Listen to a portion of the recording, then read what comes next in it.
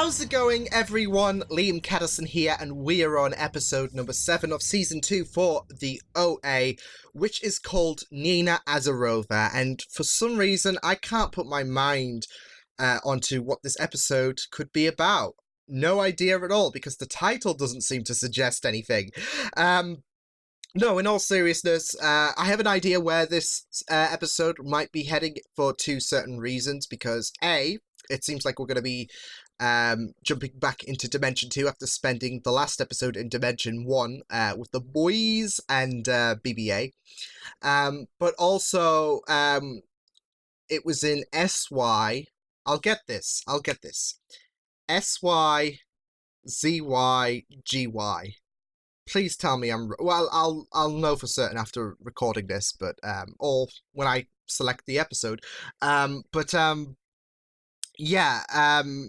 We had a bit of that hint in that episode that Prairie can tap into Nina, and I've always speculated if Nina still exists, she could surely tap into Nina to unlock certain memories and whatnot. So I have a feeling she'll be doing quite a bit of that in this episode if the title is anything to go by. But yes, the penultimate episode of not just this season but of the OA's entirety, it seems, and hopefully, as I'm always hopeful, it might get picked up, fingers crossed, but we'll wait and see. But as we do get closer to the final episode, as I said in episode 6, pieces will be pushed closer into place, especially now that we're going to be jumping back into Dimension 2 after Dimension 1 did seem to push us further on certain questions, like the brother of the OA in Dimension 1, because it seemed like Elias implied that. He didn't outright say it, but it gave that implication, didn't it? But yeah, like I said, Dimension 2, now that we're jumping into this episode and jumping back into Dimension 2, we can get further answers, potentially, or we might answer everything in the final episode. Whatever the case is, I'm really looking forward. This season has been an absolute blast. So yeah, with that said, let's jump into OA Season 2, Episode number 7. Let's go. And Kareem's gonna be crazy.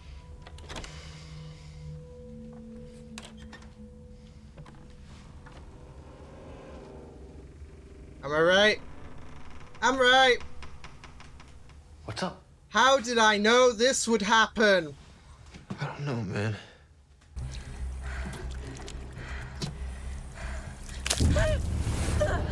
Oh. Ooh. And they say water's healthy for you, but apparently not. To get that far. You were dying. You were on the verge of death. Yeah, that's what you saw. It's this illusion. It's Mysterio, isn't it? Hi, I'm Dr. God Bradford. damn it. I admitted you to the other night. I just got your toxicology back. Toxicology for what? You each have dangerous levels of mercury sulfide in your blood. 990 ppm for Mr. Washington, and for Miss Uzaki, approaching 3,000. We were drugged? You were poisoned. Any more exposure could be very dangerous. You need to detox. That's why she was old in the house. Thank you. Thank you. It makes sense. Ruskin must have known about the mercury sulfide. Yeah, maybe. I'm telling the doctor to keep you here until I'm back. You're not going into that death trap. She will. Okay? No one is. So that thing is basically... See, Ruskin is Mysterio. If we've got MJ, we just need Tom Holland here, and then we've got a full set. Ruskin, just what? I don't think we've seen Ruskin's face either, so... Jake Gyllenhaal? Is that you? It's a weird, keyring, isn't it? Oh, it's a Oh my god! So that's what it was all this time, a USB thing. Nice. He called her Bryn or something. So Hap was there. He said something Bryn. to her and she laughed and kissed him like they were a couple. Oh, no. Above him. So I'm here to give you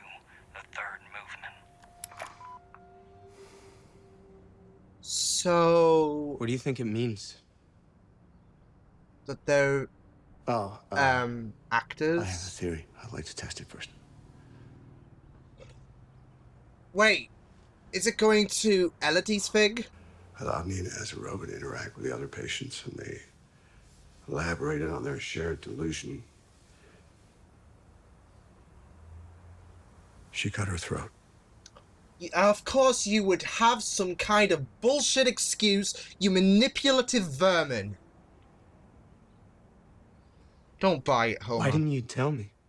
Let's go buy it. Try and clear your head, and then come by the office later on tonight.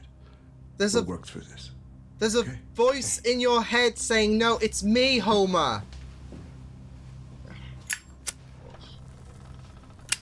You know, the most revolting thing about Scott's NDE? HAP and OA are a thing. Fuck. Oh, oh, no. Michelle. Or in deja vu, when you feel like what's happening now has happened before. Well, maybe it has, but a little differently and somewhere else. Deja vu is basically time travel. Just saying. What are you doing? Getting... I'm calling the cops. I made a big mistake breaking you out of that asylum. If you won't get off my boat, I'll have you forcibly removed until I find a body still on this case. I would like, before you leave, help me with an experiment. No, Shouldn't no. take more than a couple of hours. Oh, are we good?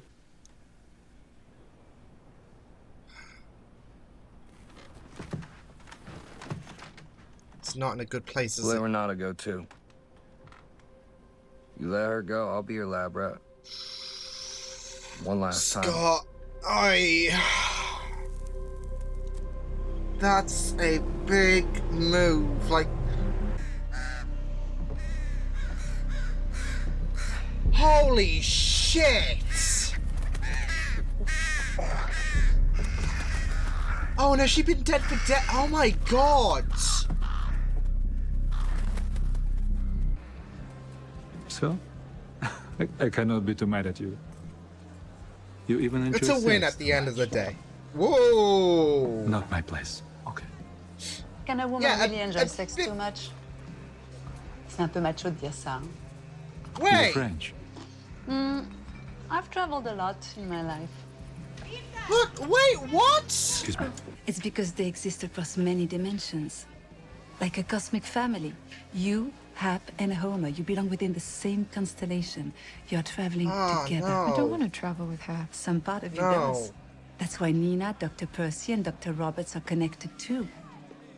'Cause they Long share a before you arrived in connection. this dimension, when did you first meet Hap? Hence will conspire to bring these people together. Okay. So when I met Buck in the abandoned house and started to tell him the story of my life, in another dimension, Michelle begins playing the game that will lead her to Nina's house. Because of Everything the bond. is connected. Y'all connected.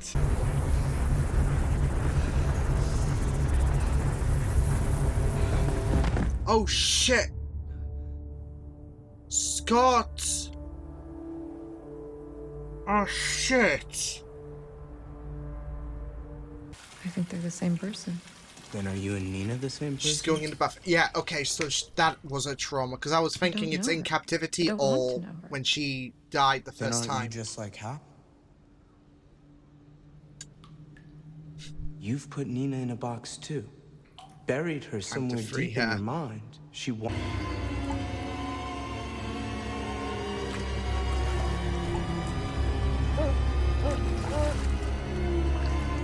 Scary, like face your fears, integrate. Oh, shit. She's banging on the door. He was holding me back.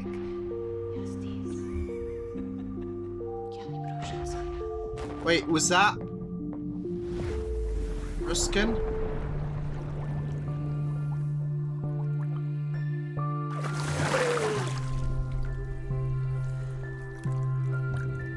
disintegrated, hasn't she? You should try meditating. It's much more effective than nicotine.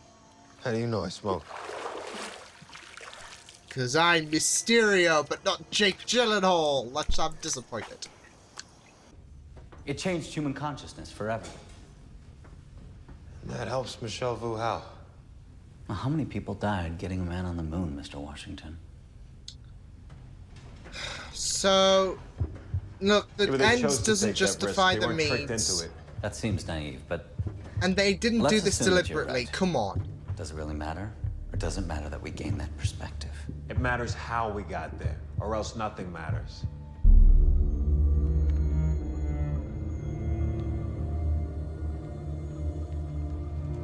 Whoa! What? What the shit? Scott!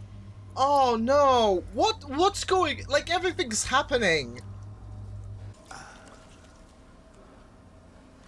What the frick? Wait. No, that came out of his ear. Oh my god, HAP. Can you hear me? But it's hard to describe a face from a dream. So I flew in all the best police sketch artists from around the world, brought them to Prairie.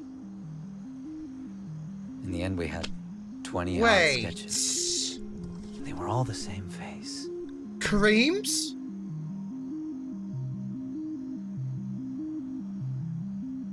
Oh shit!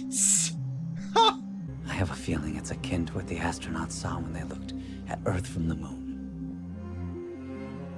Oh, and so your comparison is valid. Tell Dr. Percy Nina Azarova is here to see him. That is Nina. That is bloody Nina. If, like, I don't know what to make for that comparison, but holy shit. So the house... Kareem has been destined to solve the puzzles in the house all this time. I have a feeling that, yeah, he's 100% the brother. And you might think, well, how does that correlate to... I'm not so sure, but, like, how does that correlate?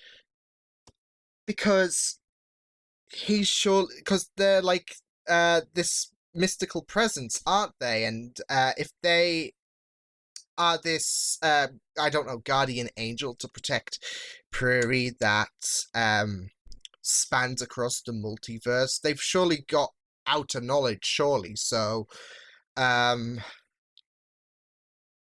there was a lot that came out of that episode, and I'm loving it. We've got a bit to talk about, but holy shit, I really enjoyed that episode, and things are now starting to make sense. Like the plant thing, I have a feeling we've just gotten a bit of an idea of what that is about. We found Michelle. Elodie's the one mystery, and I'm sure she's Khatun. I think that's how you call it, especially with her specific wording. I'm a messenger. I'm this being. She was giving herself a lot of descriptive words, and then and yet she teleported, and she has this thing where she shows no bias to anyone. And she says that HAP's, Homer's, and OA's stories are connected. They can't break away, no matter how dodgy things are. Shit. Ay.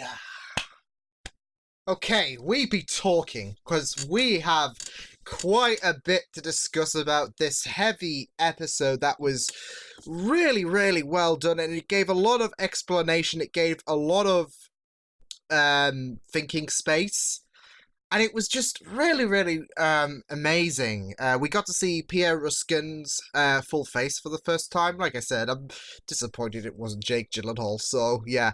The reason why I say that is because Zendaya, obviously MJ from Spider-Man, and the spring releases this gas that causes hallucinations, which was the side effect in episode 5, which is why Zendaya's character was old in the house, and then when she emerged, she appeared young again. I thought she did die in episode 5, but it seems like she was on the brink of death, so close enough. But with that hallucination thing, what does that remind people of? Something Mysterio, right? And then at the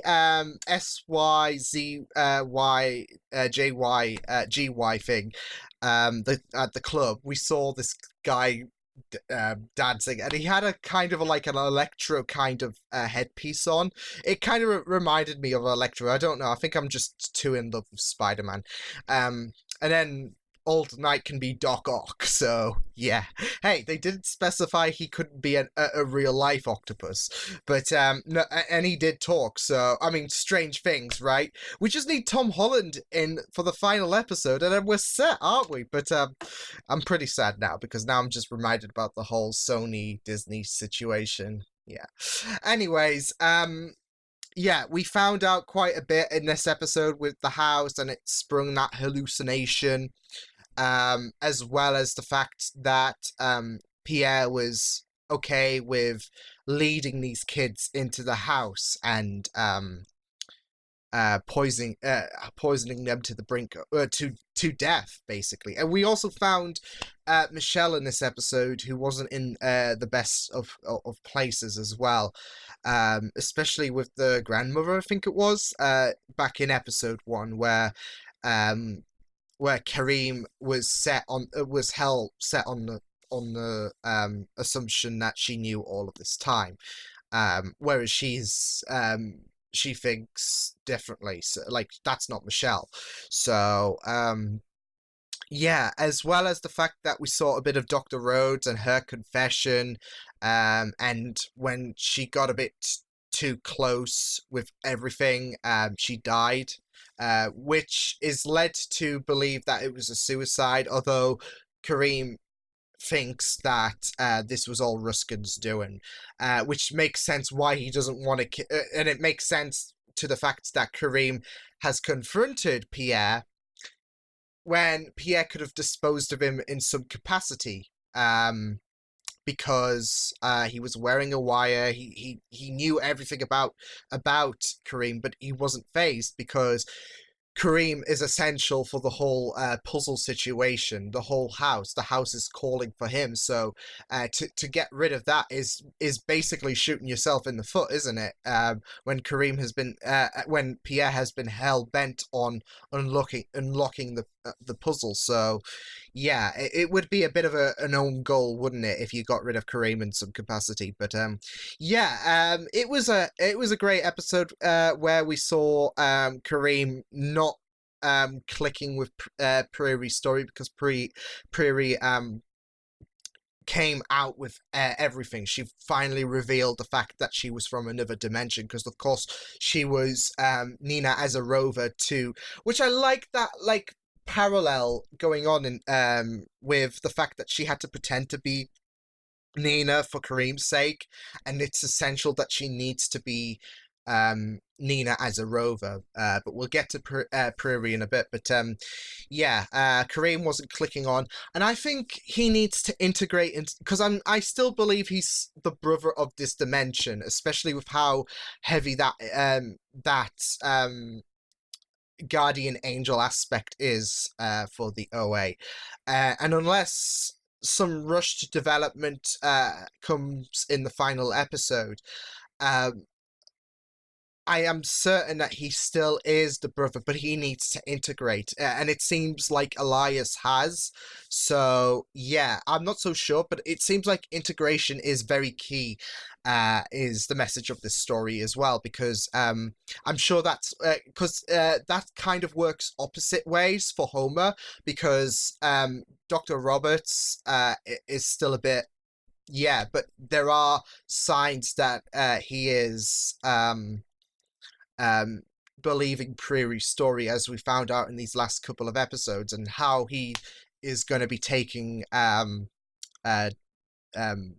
Hap's bullshit about Rachel remains to be seen. He seemed a bit hesitant, but we'll have to wait and see. I am sure he needs to integrate the next episode because it's the final ever episode at this point. But yeah, also going back to Kareem's story just a little bit, and I did have a look back because there was something that was striking my eye because I thought I was seeing. I thought I was seeing something when he was looking at the missing files report, and I said I'd go back to that after the episode ends, and I was right because what he saw in the missing reports bit was the boys. Because I saw Steve, I saw French there as well, and I think I saw Jesse. So.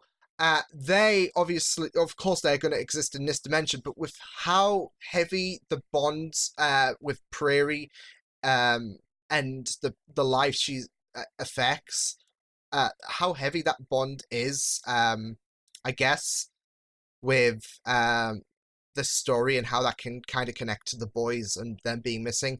Yeah, the plot thickens, as they say, because we went into that aspect in this episode where there's this like you, Homer, Hap, your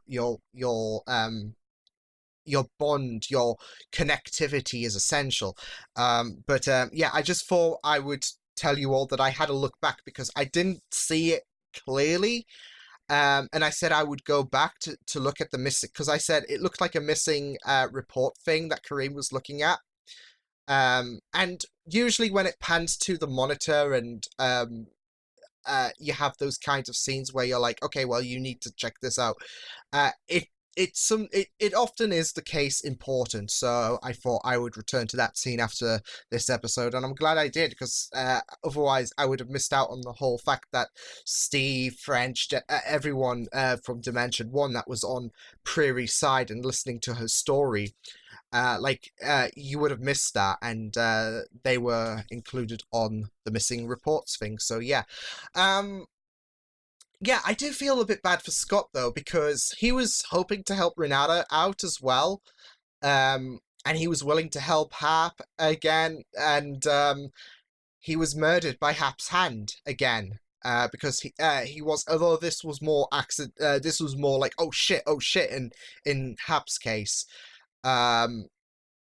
This was more manipulative because of the idea that Hap has been listening to Pierre's story about the house. So obviously he's going to be intrigued. So he uses Scott to go into the house. As soon as he said puzzle, I had a feeling that he was using Scott to go into the house, and lo and behold.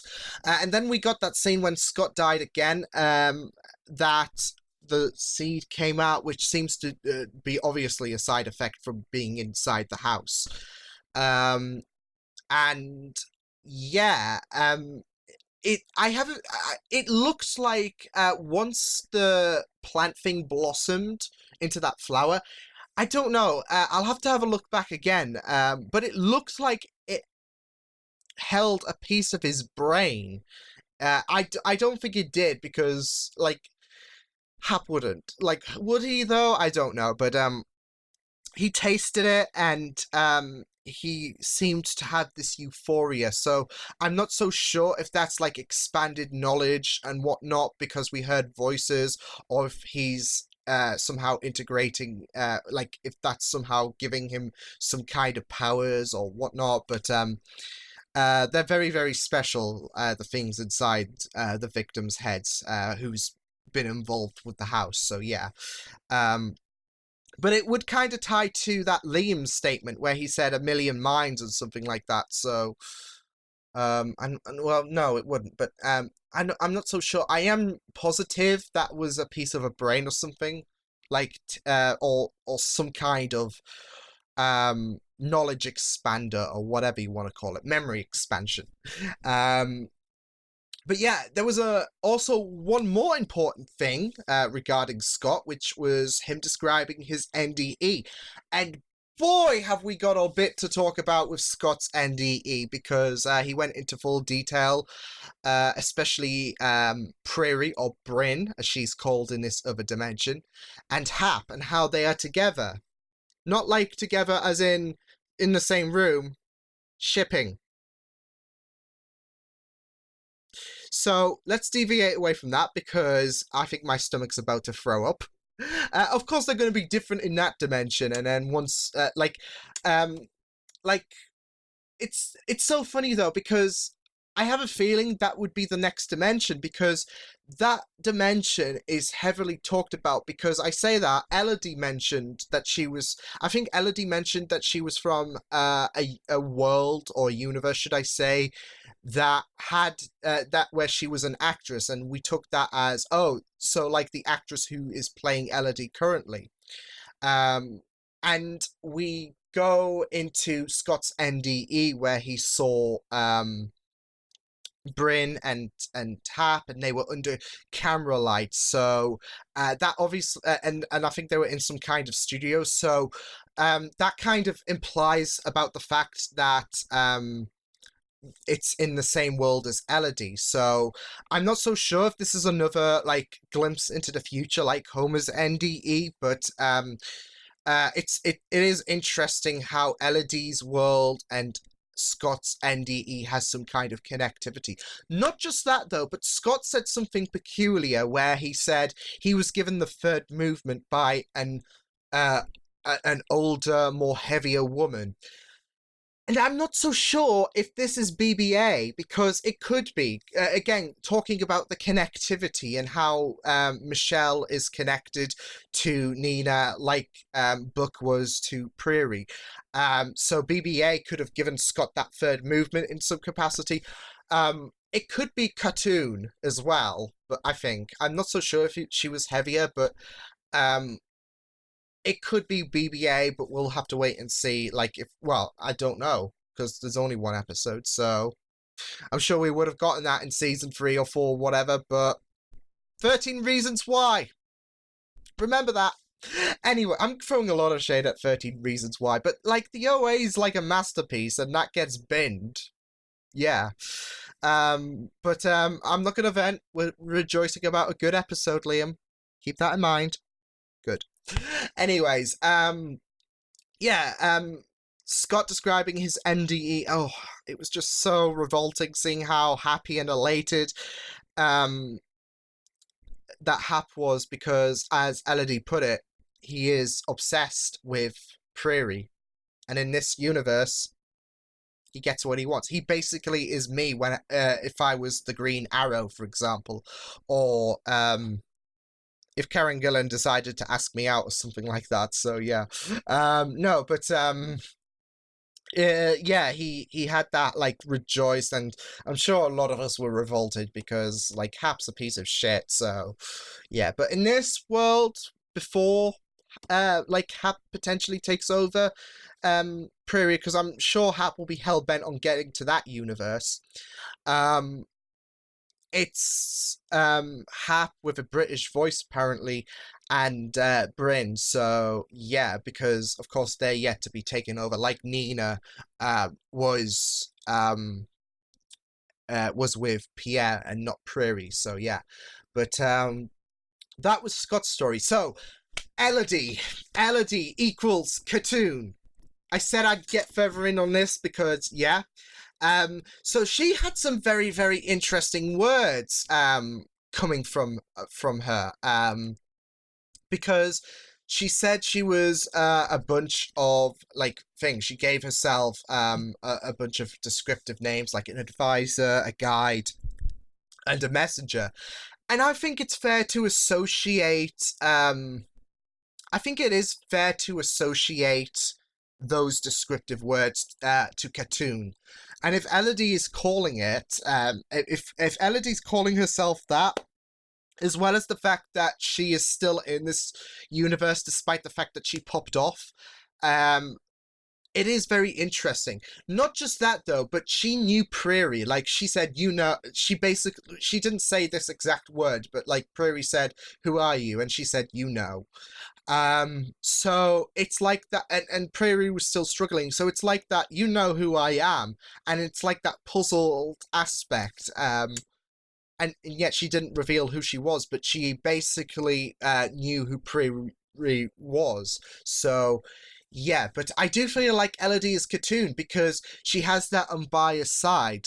She still speaks confidently, and she still offers wisdom to Prairie, but she's not on anyone's side. She's not on Hap's side, she's not on Prairie's side, but she's got to keep this balance, I guess, because and it would be very I don't know. We didn't get much of Khatun, but we kind of get the idea that she likes she would be happy with balance in the universe, like nothing fragile to happen and whatnot.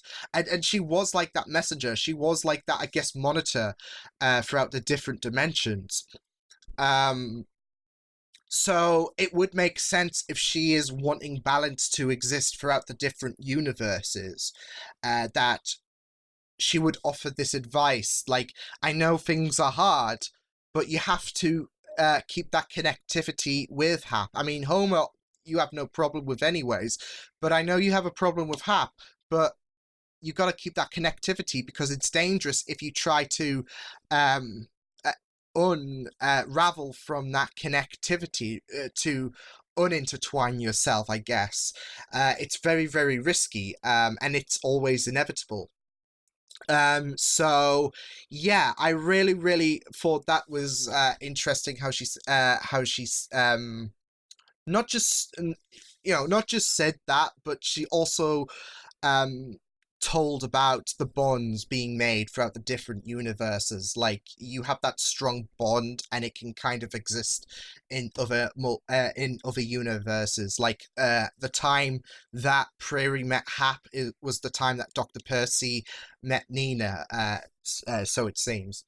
But it also plays off general multiverse, I guess, connectivity. Like, for example, going off Green Arrow again, but Oliver Queen was the Green Arrow in one universe, and Robert Queen was the Green Arrow in the universe. It's that connectivity, because of that strong bond, I guess.